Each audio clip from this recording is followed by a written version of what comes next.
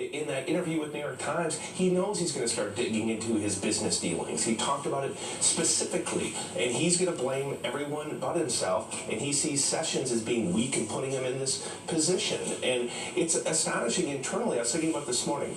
Other than Ivanka, there's not a single person I can think of that he has not said publicly or privately that he's dissatisfied with. There's nobody around him that he feels close to, that he feels has his back, that he feels understands him. So it's getting tighter and tighter and more claustrophobic for him in the White House. Wow. In the New York Times interview, the president also had a warning for special counsel Robert Mueller, saying there are areas that should be off limits to the former FBI director's investigation. Mueller was looking at your finances, your family's finances, unrelated to Russia. Is that a red line? Would that be a breach of what his actual... I would say yes. Yeah, I would say yes. The president said he has not done business in Russia other than the Miss Universe pageant, but asked again if he would fire Mueller if he went outside of what his charge is. Trump responded, "I can't answer that question because I don't think it's going to happen." Joe. I mean, Donald Trump is saying the only business ties that he has with Russia are the Miss Universe pageant, and yet his sons prove him to be dishonest when Don Jr. said back in 2008 that the overwhelming majority of money they get is from Russia. Eric Trump, in an interview talking about investment in golf courses, said Russians love investing in their golf courses.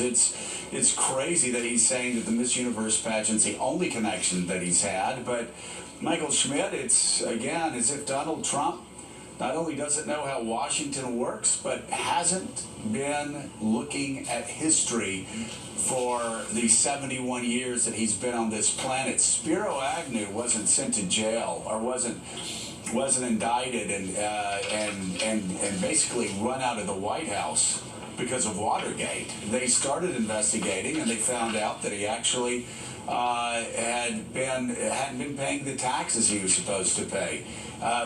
We don't even have to talk about Bill Clinton. We know where that investigation ended up based on where it started.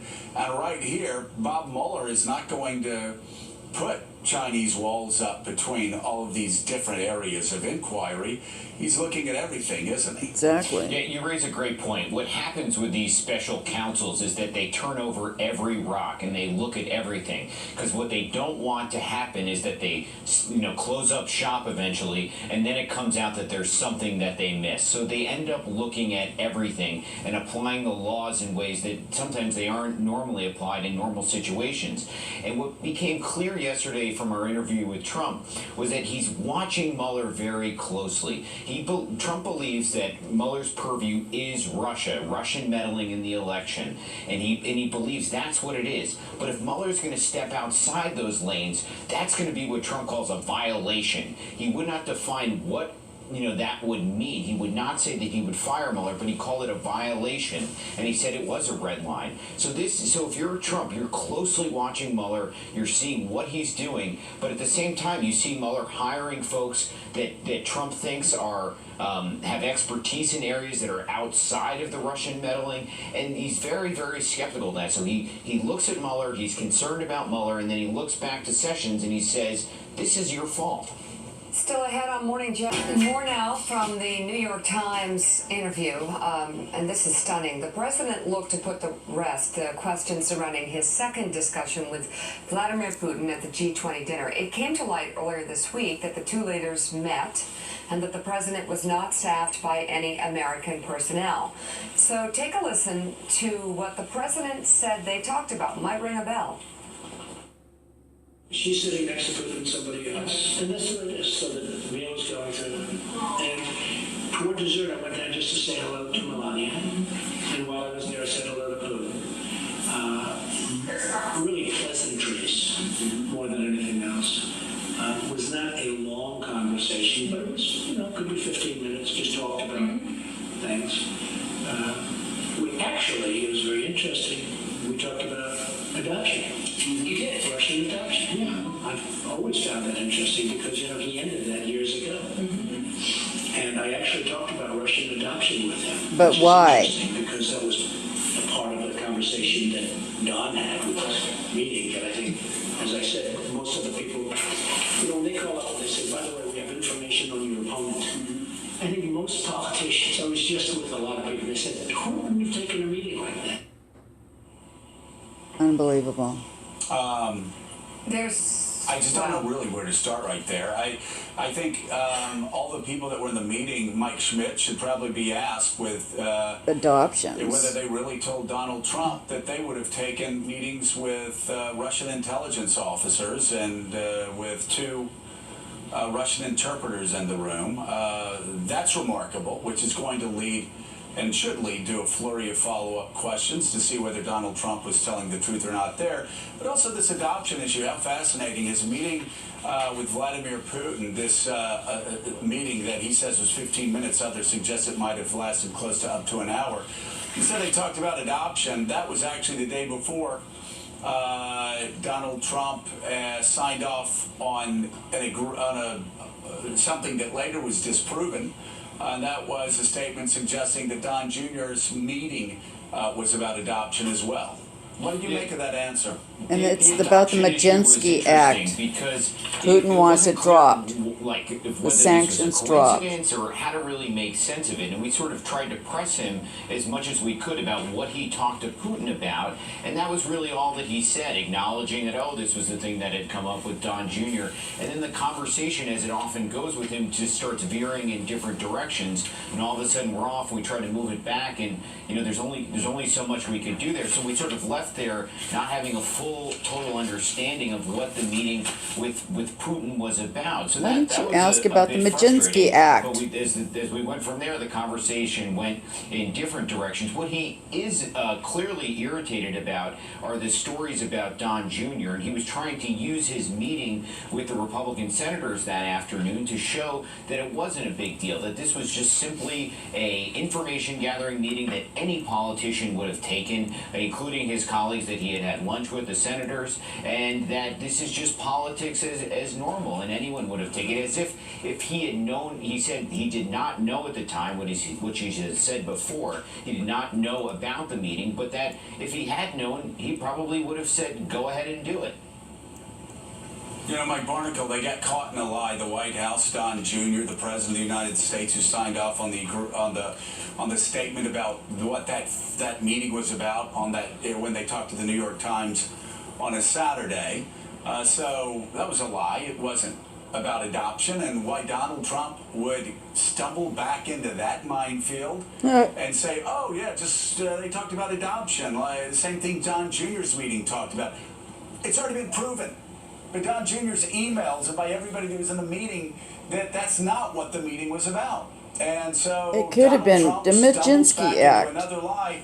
And Mike, now he requires us to ask of everybody that was at that meeting with him, all those members of the You're United leaving States something Senate, out.